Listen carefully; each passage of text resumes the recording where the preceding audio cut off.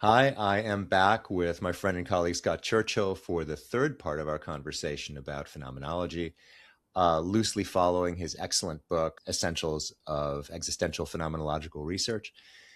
And the question that we are starting out with today is, isn't there a qualitative difference between the way in existential phenomenology we ask a question, what was it like question, versus asking a question of a research participant that prompts a really concerted effort to try to come up with a reflective interpretation of an experience? So isn't there a Yeah, difference between those two kinds of questioning?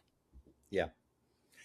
This is an excellent place to start, especially for folks who are just embarking on their first qualitative studies, phenomenologically informed. So here's what I've encountered over the years is that when you ask someone to describe their experience of fear, of anger, of joy, just to pick the emotions, because those are easier than some of the more complicated questions that people pursue.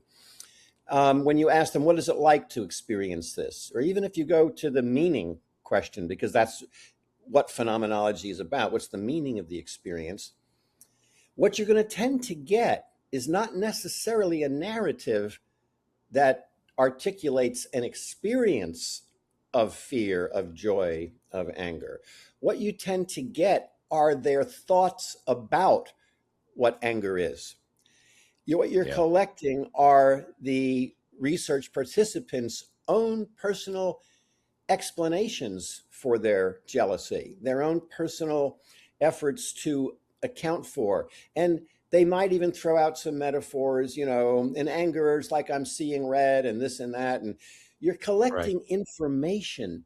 And this kind of qualitative research, where you ask the participant to provide you with statements, essentially, that in both of your minds characterize the experience, leaves you with nothing to do but to summarize what they've said in your Hmm. so-called analysis, because they're handing you on a silver platter. Well, anger is like when you want to blame someone for something that's going wrong or this or that. And you get all of these Yeah. statements that are fragments of justifications or fragments of explanations. They're Yeah. not really descriptions. And what I've Yeah. learned from 40 plus years of teaching this every year in the classroom, it's like clockwork. Every class begins in an explanatory mode. I mentioned, I Hmm. think, in our first session, that we would receive students who had just come out of a quantitative research class and trying to undo the kind of thinking of what is the effect of stimulus conditions on the lab animal. Their behavior is a function of something independent of them. Why, Yeah. in the graph in a study, it's the y variable is the behavior or the experience, and it's always a function of x, which is an environmental or bodily variable. That's an explanation. So what I Yeah. finally learned was necessary was that I needed a narrative description of a particular experience of happiness or fear or Hmm. jealousy or anger. I need that narrative and I need that description to be as complete as possible. Why? Because I, the researcher, need to be able to inhabit your experience like putting on your clothes. I need to be able to inhabit your world. I need to be able to begin to fill out imaginatively what might it be Hmm. like to be standing in that situation the way this person is. I had a student once describing fear when she was rappelling down a mountain. And I remember Hmm. standing up in class, and I had rappelled before, and I started putting myself into this position of leaning back. And suddenly her description became more palpable for me. At Yeah. some Yeah. point, we end up taking over the description in order to provide the analysis of the experience. We don't expect the participant to be able to do the phenomenology. Yeah. Now, This is an excellent point if I can jump in on yeah, that, because I'll often say to my students, if we ask what is in essence an explanatory question, of a participant, then we're asking them to do our job. Like, Yes. we're not even actually trying to explain. We're asking them, the other person, to do the work of analyzing, even in some way, what's a living event for them, and somehow take that meaningful event and analyze it for us. And that's not it. That's not what we're aiming to do. We're aiming to ask a question that invites them into contact with the meaning that's alive for them in the here and now of that experience, and just speak from it as directly as possible. Yeah. Yeah. You know, one Yeah. of my teachers at Duquesne, Rolf von Eckartsburg, he Mm. wrote the third chapter in the Duquesne Studies in Phenomenological Psychology. The third chapter Mm. was called On Experiential Methodology. And it's very interesting that he made such a simple title there, because we often lose sight of the fact that when we say experiential methodology, we're not just saying that the data describe experiences. Mhm. It's that we, the researcher, experientially take up the data. The Yeah. meaning of experiential methodology is, what are we doing in Mhm. order for us, the researcher, to arrive at the deeper meaning? And for me, the meaning of phenomenological reduction, the word is unfortunate in English because it sounds like, I thought we didn't want reductionism. Yeah. But Yeah. you got to Yeah. go to the Latin. It's Right. reducere, and ducere is to guide or lead, and re just means back, return. So we want to guide ourselves from the surface of the description, I would say, toward its depths. Now, that's Mhm. not really the Georgie method, because Georgie doesn't really want to encourage researchers to try to penetrate into deeper areas, because that quickly gets the student to say, oh, I'm going to play Sigmund Freud here, or I'm going to use this Jungian archetype to describe what's happening in the data. We want to bracket those associations.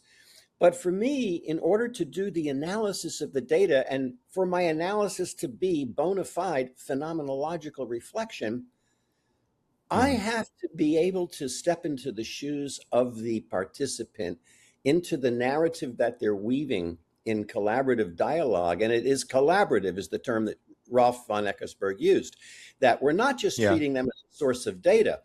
They're collaborating with us, and we might be Yeah. prompting them along to try to get them to go deeper. But the Yeah. reason is because there's a tendency of human participants to lapse into comfortable or familiar or convenient explanations. Now, Mm.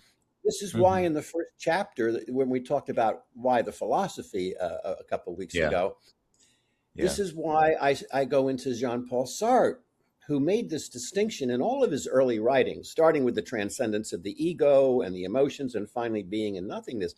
It's the distinction between what he calls impure reflection, which is a way of referring to what Dilthey called explanations, cause and effect, Yeah. Yeah. Yeah. impure reflection, and a purifying reflection. He doesn't say pure Yeah. reflection, he says a purifying reflection. And Yeah. what More is that? accurate. Yeah. We're trying to get to a level of description of what was going on that captures in the richest existential sense what was happening for Yeah. that person at that moment. And we're not going to get there if we just accept their off the top of their head explanations. We're not collecting information, we're not collecting explanations to tally up and summarize. We're Yeah. Yeah. collecting descriptions that will serve as stimuli for our own lived bodily imagination, empathic perception of their experience as disclosed to us. Yeah, and if I can, and again, I think, like, this is all in a way what I refer to with a real shorthand as the what's it like, what was it like question. Mm-hmm. Yes. It's not a superficial question, because, as you're pointing out, because we're really inviting somebody to slow down and get more in touch with something that may have been lived through intensely, but never really dwelled with in a way that Right. yields the kind of depth you're talking about. So, and I think that for students, it's often hard to get that that doesn't mean we're asking them to theorize about the experience and come up with an explanation about it. No, this is why I say we're just trying to do what maybe Husserl would call like reawaken the meanings of the experience that are still with the person, assuming it's Yeah. a memorable experience. And those are the kinds of things that we're interviewing about typically. Yeah. Now here's the Yeah. rub, is that when we ask them what is it like to experience what you experienced, we still tend to get fragmentary associations to that question that will start and stop. Well, it's kind of like this, or I can reference to a bunch of experiences, similar ones, nothing that Mm-hmm. you can sink your teeth into. What you get are fragments that you can later try to summarize or string together, but not something that you can yet inhabit. And what I learned was that I need for them to give me not just what is it generally like to be angry, what was it like for you yesterday when you were angry Oh, at yeah, your yeah. daughter? This is important. This is exactly what I mean. It's never a general, what is it like in general to experience something? What was that memorable experience like for you? What was that event like for you? Yeah. And there's a reason beyond our interest in the ideographic, the Yeah. description of the individual. There's a reason Yeah. beyond the ideographic that we want to know about this one experience. We need a narrative that we can so completely inhabit that when I'm Yeah. laying in bed at night before I go to sleep and I'm thinking about this data, I'm beginning to inhabit in a deeper way. I almost need to get out of bed and go and start to write down some of the insights I'm getting from inhabiting. So I want to Yeah. emphasize that the existential phenomenological method is, from the get-go, it needs to be an experiential enterprise on the part of the researcher. And what we are asking Yeah. for are descriptions that we can inhabit so Yeah. that we can then reflect back on how might I be, or how might this person be co-constituting their jealousy. They're telling me that she made him, she made me jealous. He made me angry. So the person tends to give a passive description of how they were affected by the other, and they put the blame, you might say, on the other. But the Mm. phenomenological question, the existential question, which has to do with existere, to stand out, the way I stand in the situation. How am I standing in the Yeah. situation such that I'm Yeah. experiencing jealousy here instead of Hmm. amusement? Example, Yeah. I bring a date to a party when I'm in college, and I go to get her something to drink, and I walk back, and my roommate's flirting with her. Now, I can be jealous about that, or I can Yeah. also be angry that, did she encourage this? Or I can sort of sit back and say, oh, this is amusing. You know, who Yeah. does this guy doesn't stand a chance. I want to watch how this unfolds. There's a different kind of investment in the situation on my Yeah. part that Yeah. determines that it's going to be jealousy and not amusement. And that Yeah. jealousy means that something's at stake.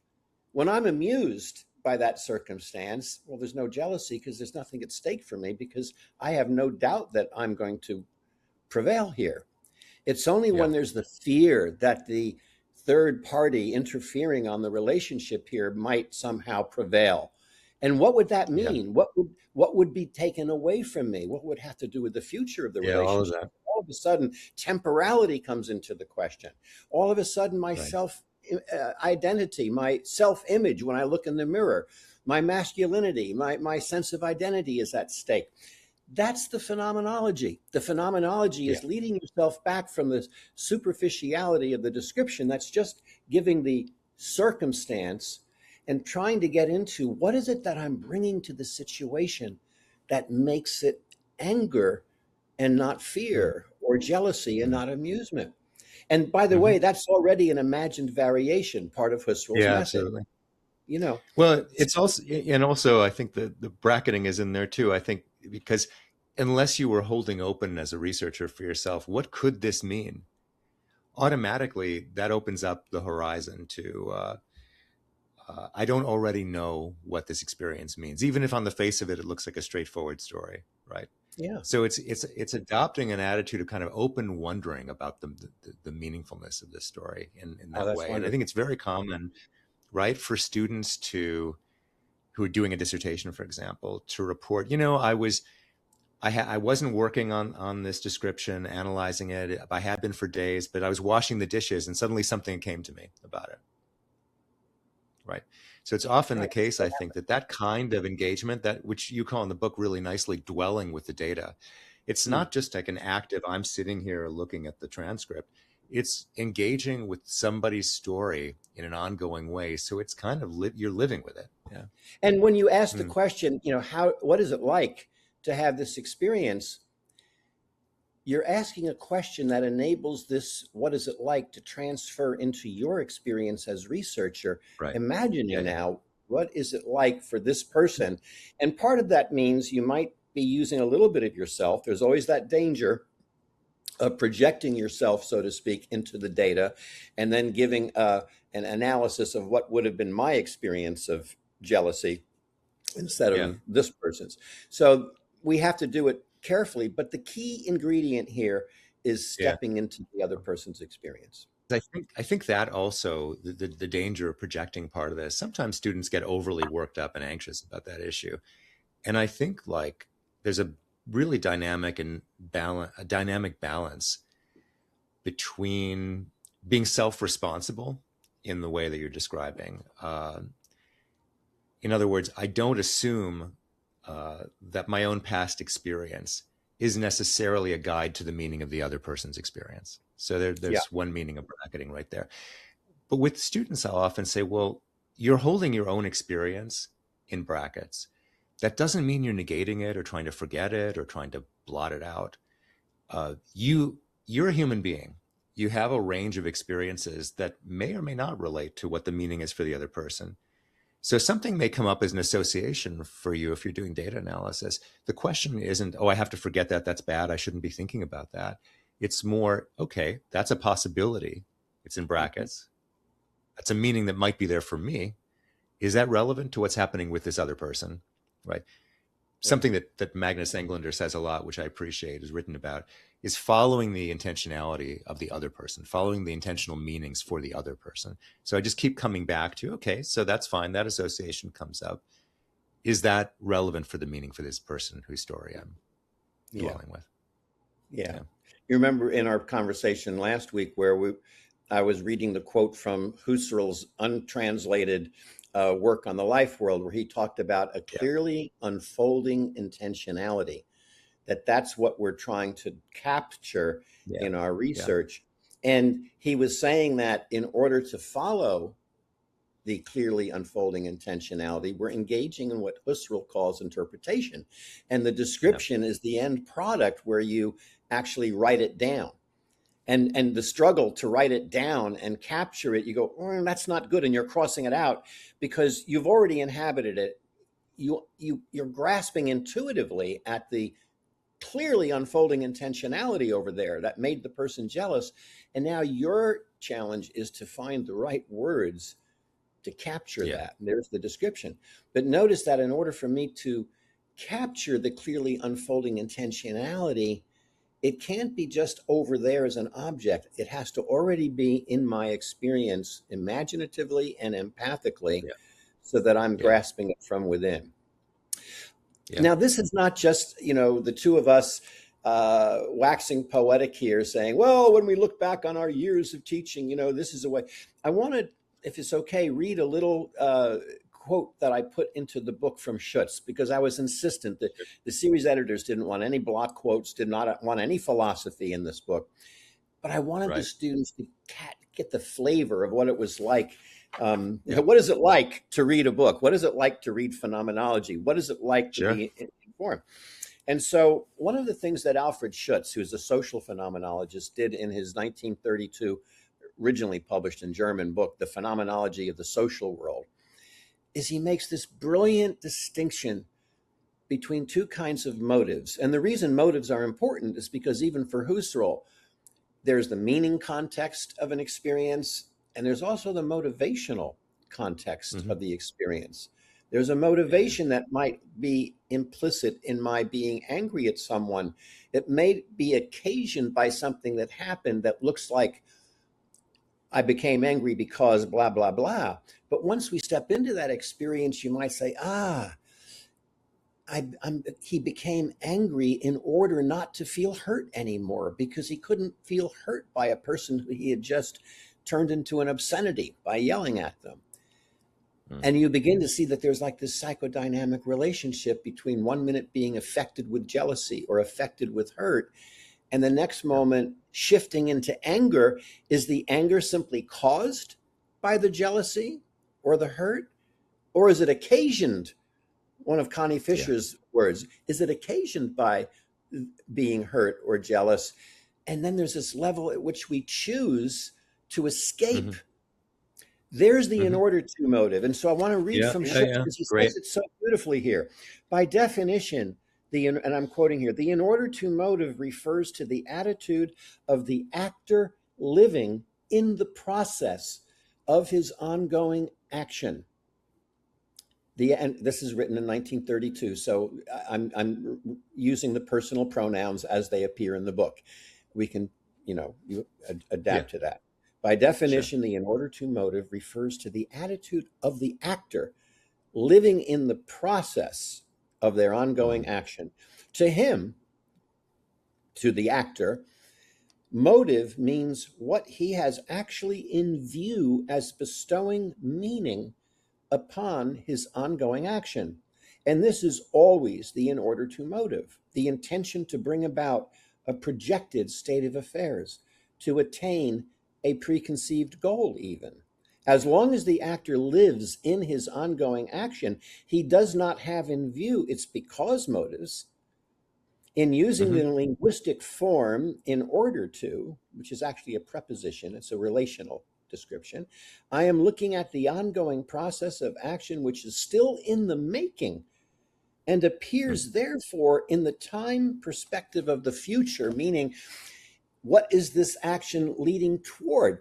And when we ask someone to describe later, think back to a time, when you felt anger. Well, the more distance between the experience you're describing and today, the more likely you're going to give self-serving accounts of what took place that make you look good and make everybody else in the narrative look bad. And our job as the researcher is not just to nod our head and say, oh, yes, you were just so admirable in the way you handled that Yeah. situation. And that Yeah. person really pissed you off. You were a passive recipient of your anger. With students, I find that many of whom will show up in the class sort of having gotten the idea that in qualitative research, our job is to validate the meaning the other seems to be giving to their experience, Mhm. right? Rather than validating the meaningfulness of the other's experience, which is not the same thing. I'm No, not sure if that distinction no, was entirely right, clear, right, but right. It's where one I'm thing going. to validate what they said, to validate their Yeah. description, and to Yeah. point to the causes for, well, no wonder he became angry. Yeah. This caused him to become angry. We end up being co-opted if we're not being Yeah. phenomenological in the way we take up the data experientially with a view to what is being accomplished by this, for example, emotion. Think about what Sartre was doing when he wrote the book on emotions, and everyone else in phenomenology were just describing perception. That was already Mm. a big enough thing to tackle. How are our Sure. perceptions? What's the meaning context for them? But here was Sartre saying, I'm going to show you that intentionality can live in emotions, which we usually think is something that happens to us, something that we are made to be happy, made to be Right. sad, made to be Right. angry. Right. And so Sartre took the most difficult kind of experience to show that there was an imminent intentionality, an implicit in order to motive. And the answer to the Yeah. question, why are you angry in this jealous context, is not because the jealousy, the person, the other actor made you angry. It's a Yeah. chosen posture. I'm positioning myself in such a way to try to overcome this jealousy, this hurt, by denouncing the other and then walking away from them. But Right. that's not always the most Right. successful thing in life. So as therapists, we're also involved in trying to capture the person in the act of being themselves. And this is how they're Yeah. dealing with their jealousy. Yeah. Yeah. Yeah. Yeah. And yes, I think this is very close to how I try to describe employing the epoche to students. It's like we're not doubting that this is how the experience is like for the person describing it, but we're suspending the question of was it empirically exactly this way? We have to remove that in order to go into what we were talking about now. We have to set That's that right. aside. And we're also removing what is it like to try to describe an experience of anger, because what is it like is often to explain it away, to justify Yeah. how I Oh felt yeah. that. And Right. so it really requires us putting on more than a thinking cap. We have to put on a living cocoon, that we are Absolutely. living in the cocoon of this other's world. Yeah. I think that next time we might turn to empathy even more so, because I think that we're sort of opening the door into something you've written a lot about that I think is a huge contribution, which is the centrality of empathy in phenomenological practice, and not the empathy, not what empathy is normally taken to be like, It's normal way not of an using that word. attitude that we assume. It's not something that we learn to put on like a mask. Here's my empathy mask, a look of Exactly. consternation. It's not an assumed attitude. It's not professional empathy, and it's not being nice to somebody. This is not what we mean. We mean tuning in more fully to the experience of my fellow human in its meaningfulness for them. But we'll get there. I think we'll probably turn there next, Scott. Okay, let's do that. It's always so good All to right, talk great. with you, Mark. Thanks so much. Absolutely a pleasure. My Yeah. pleasure. Yeah. Yeah.